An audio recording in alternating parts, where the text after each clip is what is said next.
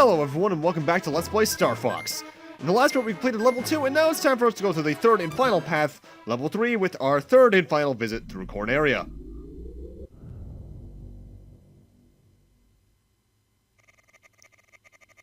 You've chosen course 3.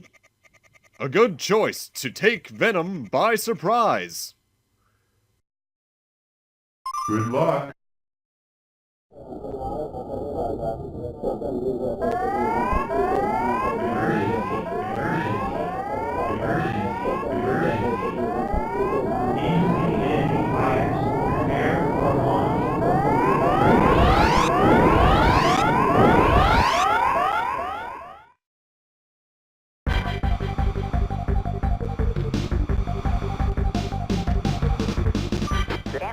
Level 3 of Corneria is the only one that I think has a distinct visual difference from the others, and that's that it takes place in sunset.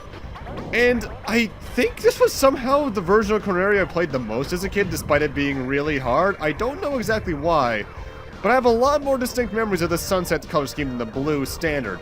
Though it might just be the fact that I died a lot in the game as a kid, therefore I saw a lot more of the reddish-orange death screen. Because when you die, it is kind of depressing feeling, because you see the R-Wings slowly fall forward and explode where this really sad music plays. Yes, this really music. And it's ultimately depressing, especially because, you know, you lose all your upgrades. We want to once again run through the arches, because I don't think either of these power-ups spawn if you don't. One is the Twin Blasters, which is the one I really want, and the other one's a Nova Bomb. And the Nova Bomb is still useful. However, in level 3, I recommend you save your Nova Bombs starting from maybe the 3rd level. Because the boss of one of the later stages of level 3, you're going to want as many Nova Bombs for as you can. You can only hold 5 at a time, yes, but I recommend starting from the 3rd level in this path, which is Fortuna, saving onto as many of them as you can. Level 3 as a route, though, is probably the one I have the least experience with. Not because it's just harder, just it's the one I've played the least. Whenever I play the game myself, I usually don't play through all routes in a row like I have for this LP. I only usually play level 1. Level 2 if I'm in a very specific mood set. Level 3, I can probably say I've played probably less than 15 times, whereas the other routes maybe 20 plus each. Most of that comes into the difficulty because, honestly, this route does get hard. I'd say Corneria here on level 3 starts at maybe the midway point of level 2's difficulty, but it just escalates from there. I am a fan of the sunset color scheme, though. I've always just liked sunset-themed levels. You still want to try and get as many points as possible, just because having 1 or 2 extra credits is going to be useful in the long run. But ultimately, it's going to be hard to hold on to some stuff in this playthrough. Also, don't go for this Nova Bomb. Yeah, I don't think I've ever done that without getting hit. It's probably possible, but I've never done it. Now, coming up here at the end of this stage, we're going to have some more arcs, but I don't think you actually get anything from going underneath them, aside from this obvious Nova Bomb. I don't think there's anything else you can really get otherwise. Obviously, there's a checkpoint at the end of one, and the other one I think has like another Nova Bomb, but I don't think there's anything specific that spawns by going through them. And, wait, wasn't that a piece of the attack carrier? Yeah, that looks like one too. Weird. Odd reuse of models, but okay. Okay. Stick low here, but go high, then immediately low here. But I think we might need to use the retros, and that's just outright the attack carrier's cockpit. Well, there's a reason for that. It's not a clever reuse of models. The attack carrier is not the boss for level 3 Corneria. Instead, we have this thing, the Destructor. And honestly, it's not much harder than the attack carrier. The main thing with this fight is that there's 6 targets, these 3 things and what's underneath them. You want to target the things on top first, because if you destroy the things underneath them, the caps will, I guess you can just call these caps or cups, will eventually go back down. And when they rise back up, they restore these little turrets. Aim at what's on top, and then go for what's below them. The bottom ones will try to send the electric orbs of energy at you when they turn around, and I think the caps will eventually shoot something at you and try to ram you, but ultimately, it's not a very hard boss. In fact, I'd say it might be easier than some of the bosses on level 2. Kind of odd difficulty scaling, but ultimately, Destructor's not too bad. Especially if you spam fire. Corneria on level 3 is easily the hardest Corneria, but honestly, I wouldn't rank it as too much harder than Corneria level 2, but I would say it is easily the hardest. And next up, we're going to be heading to a very familiar area. I should say, though, again, it's probably very easy to reach 100% in terms of score for this world, or this entire route, rather.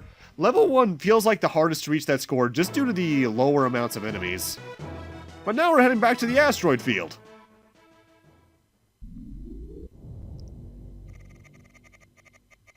Use the L or R buttons to escape the tractor beam of the enemy battleship. You can do it, Fox. He says that, but that only comes into play in the boss fight. The asteroid belt this time around is, the best way I can compare it is a combination of the original asteroid belt and Sector X minus some of the, obstacles in the way. There are a lot of enemies here. From here on out, level 3, enemy spam is kind of ridiculous, honestly. The most annoying things are these little cone things I just flew past. If you shoot them, I believe they split off into 5 or 6 of the energy balls that will really hurt you.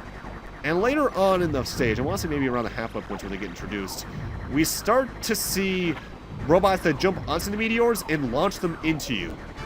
Which, whoa, those are rather large asteroids. Either way, which is probably one of the hardest things to dodge in the game, just because if you're right in front of that meteorite, it's very likely to hit you. Not as guaranteed as the blue stingrays were back in Sector Y, but it's likely. The best way to avoid it, honestly, is just to fly to a direction away from the meteorite to start with, because they'll generally only launch the meteors forward when we get to them. Ooh, blue enemy, blue enemy. Give me my twin blasters. Yes.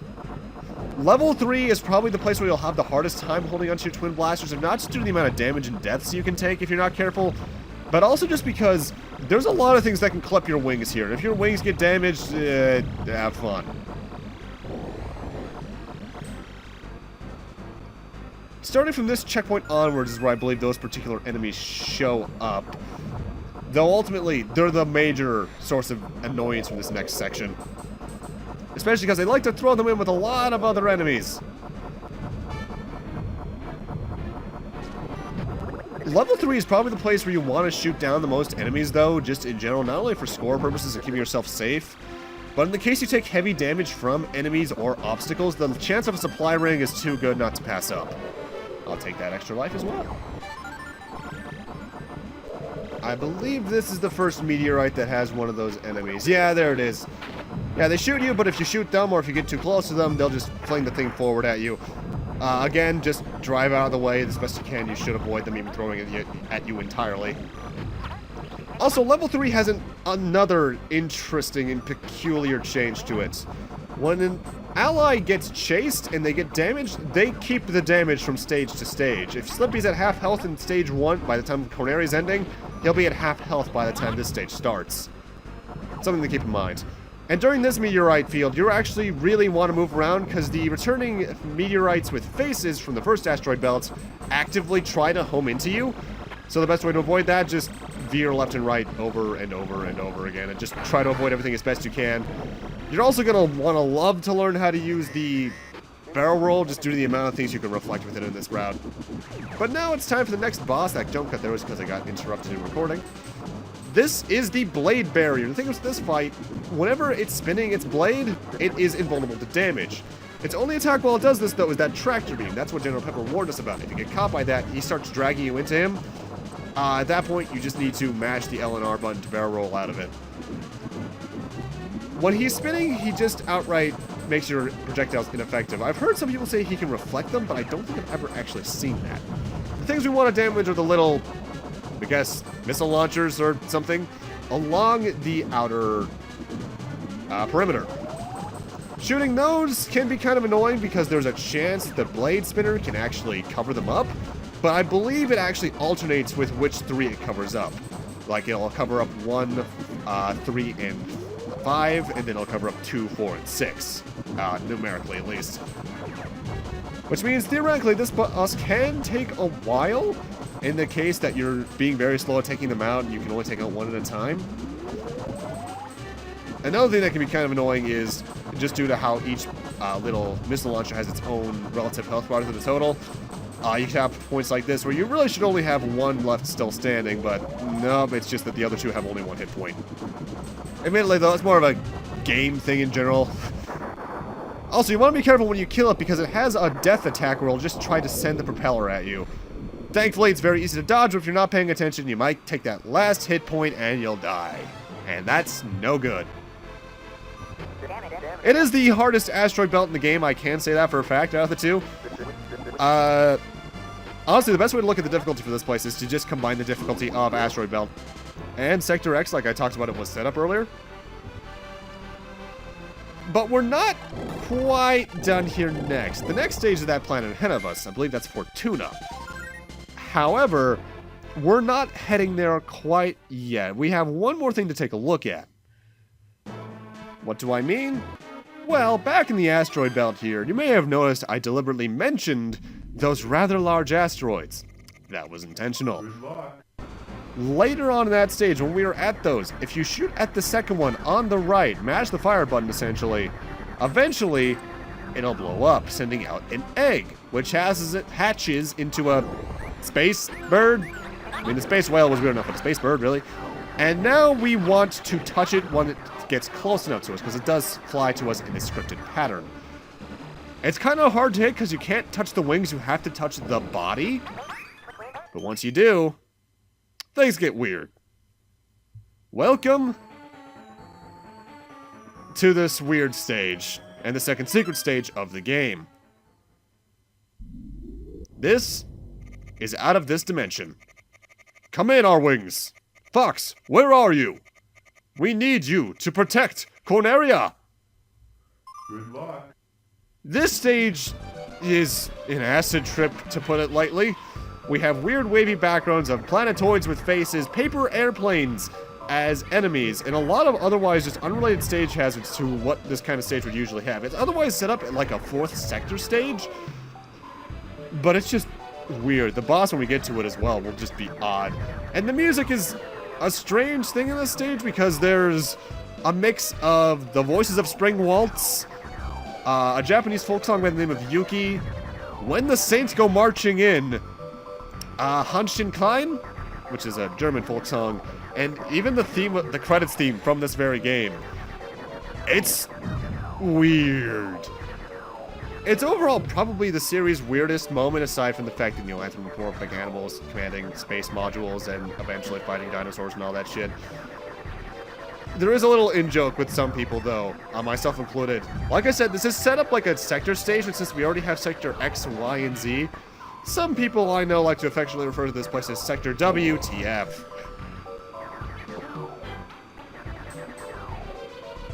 I just have to wonder what the reaction of the first person to ever find this was, because this is just, okay, odd. You need to be a bit careful with the paper airplanes, though. They're not lethal for a while because they fold themselves up first, and even take a while to spawn.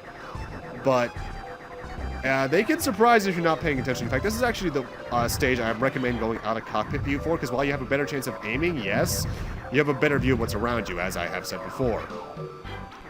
The background also seems to slowly rotate throughout the stage in terms of like a... Imagine it as a giant cylinder we're in. The cylinder is rotating around us because that purple moon in particular isn't in focus to start, but it becomes in focus later on. And, God, this is weird.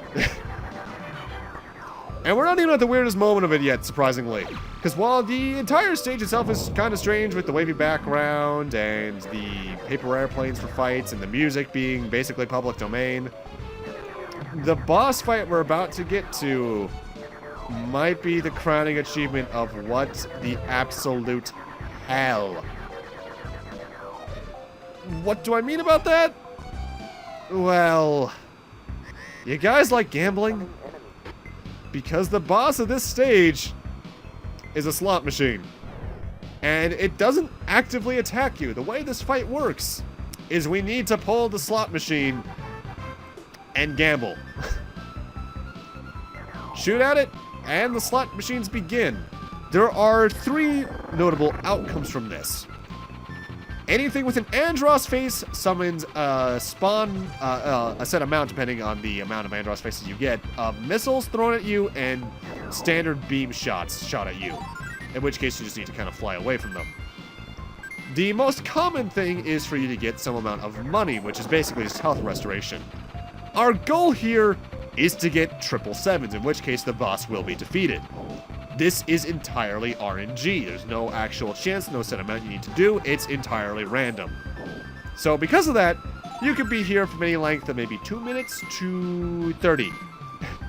The longest I've been here is, I think, 15. For this particular playthrough, once I speed this up, because I will speed this up past a certain point, I was here for about 6 minutes. Relatively lucky, all things considered, but God help you. This is stupid. It's funny and absolutely worth the what the hell factor, but yikes. Notable, the slot machines, as you see little buttons beneath each one, there is a chance that will glow after every spin, which will allow you to keep what's in that slot for 1 spin. Only really use that if it happens at all on a 7, because that just increases your chances of getting the coveted 777s. For instance, now I just held that 7 on the left. And this is my 777s. Also, you might notice my wing got damaged during all of that. Yeah, that's what it looks like when your wing gets damaged. I now only have the standard shot, which sucks, but oh well. And that's the boss fight. It's humorous, but the RNG is annoying. And at this point, we technically just beat a final boss. Because from here on, we're watching the credits. I'm jump cutting past these though, because it's not credits time yet. That's next part. Because after this, we also get a weird little mini game where the end screen is in some weird shaped order, and you can shoot the letters to get them to appear right side up. You know, the right side up when they absolutely look like English letters and they're orange. And upon getting all of them looking right, you get a little victory fanfare and the stage music begins all over again. And then you get to do the mini game again. It never ends. The only way out of that area at that point is resetting the console or by taking a game over from one of the enemies that spawns behind the end letters. But now it's time for our next stage, the planet Fortuna. Andross has taken control of the huge creatures who live on Fortuna. Take care, Fox. Let's take a look at Fortuna's bio in the manual. Fortuna is also known as the dinosaur planet and is prowled by untamed and brutal creatures. Andross has fed and gained control of these brutes and plans to turn them into living weapons. The giant dragon Monarch Dodora is the living spirit of this planet and has powers exceeding state-of-the-art weapons. His name is feared throughout the Lilat system. More on that later. And this stage sucks for one reason, and that's pop-up, just like at Titania. The flowers here pop up all over the place, and they hurt. They do pretty good damage, so watch out for them. However, I will say the music here is fantastic. Fortuna's beat is just so funky. Not my favorite song in the game. That probably, again, goes to either Sector X or Titania, but damn. The best advice I can give to this stage in the early section is stay high, because most of the enemies tend to be lower anyway, and you can just reflect some of the electric balls that are thrown at you. But this stage's main danger comes in during the middle third, which we'll be seeing momentarily. You also might want to get good use of your retros here, just because the amount of stems that can kind of spawn out of nowhere might surprise you. During the middle of the stage, we are over the ocean of Fortuna. And first off, we get these enemies. We actually saw a part or two ago when we fought the Professor Hanger, just because these are the things that jumped out of the snow at us. And if they touch you when they're jumping at you, they do hurt. We also have these birds who will fly around a little bit before making a beeline for you, similarly to the certain stingrays back in Sector Y. However, some good shots to take them out. But the main annoyance here is what we see slightly in the distance about now, I believe. Yeah, we have sea serpents. You can fly underneath them just like the arches back at Corneria. But the ultimate thing about them is that later on in this section, they're just going to start sprouting their heads out and firing at you, like so. First off, that makes them obstacles in our way. However, they're also surprisingly hard to dodge, because I think their spawns are partially randomized. I think the first one that spawns always spawns in front of you, and from there they just kind of base themselves around your position. But yeah, it's annoying. But hey, I'll take an extra life. Hitting the serpent's heads, which is something you can do, is also a bit picky, because just due to the depth perception as well as the way that the twin blasters works, hitting their head over their neck is kind of precise. We're coming up on the last third of this stage, though, which is more or less the same as the first third, just with more complicated layouts of flowers and enemies. We're mostly here just for the boss fight, but there is going to be a lot more annoying flowers in our way. I'm not sure if the pollen that the flowers sprout out hurts. I know the petals do, as does the obvious stem. Overall, you just really want to be careful. I actually recommend spamming L or R twice here just in case a projectile happens to get too close to you. Because otherwise, it's just really a lot of fast-paced movement. We are coming up on the boss fight, though, against the Monarch Dodora, who is the thing we heard about in the bio earlier. And this fight starts off a bit hard. You want to hug the bottom right corner or so, because it spawns in front of us and will then run right in front of us. And the thing is about it, while I don't think the tail can hurt you in this phase, it will actively try to ram you, and you want to hit your thrusters, your retros right about there.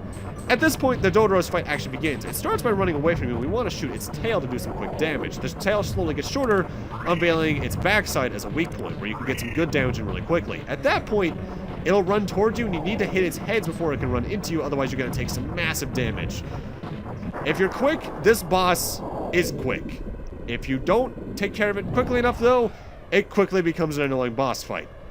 One of the more annoying in the game, honestly, but thankfully I took care of it pretty easily there. And that's Fortuna. The stage section itself has its issues between the pop-in and some annoying enemies. And the Monarch Dodora, if you let it live long enough, is an annoyance, but if you have twin blasters and are quick on the mashing, not too bad. But with that, I'm going to need to end this off here. Thank you guys for watching, and in part 6, we're probably going to go off and finish the game. See you guys then.